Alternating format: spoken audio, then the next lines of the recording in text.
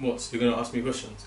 No, you're doing all the talk. Hey guys, it's JD from GadgetsBoy, and we've been looking at the leaks ahead of MWC, and something very interesting from Samsung seems to be on the cards. We've seen a box that shows that there's something very interesting happening with the aperture of the camera. Some people are not sure what it means. As a photographer, what it suggests to me is that the camera from the S9 is going to have a killer zoom. Yeah, you heard it for here first. It's going to have a killer zoom. So what it says on the back of the box is the aperture is going to be f1.4 to 2.5, I believe. And the last time we saw a variable aperture on a Samsung product was on the Samsung Galaxy camera, and that was f2.8 to 5.9, and that had 21 times zoom.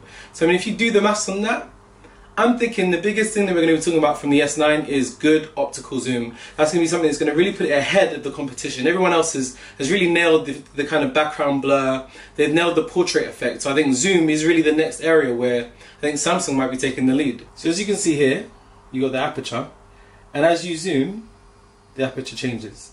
Now that's not a desirable feature. That's just a feature of having a good zoom on a lens. So this is 24 to 70, and that is max is f2.8. And at its widest, at 24 millimeters, it's f1.8. So like I said, that to me suggests that the S9 is going to have a killer zoom. Much better than anything else we've seen on another smartphone. But yeah, you guys, if you have any comments or thoughts below, if you think that's going to be interesting, is that the feature you're really hoping for from the S9? Tell us in the comment section below. But thanks for watching. That's JD. We're out.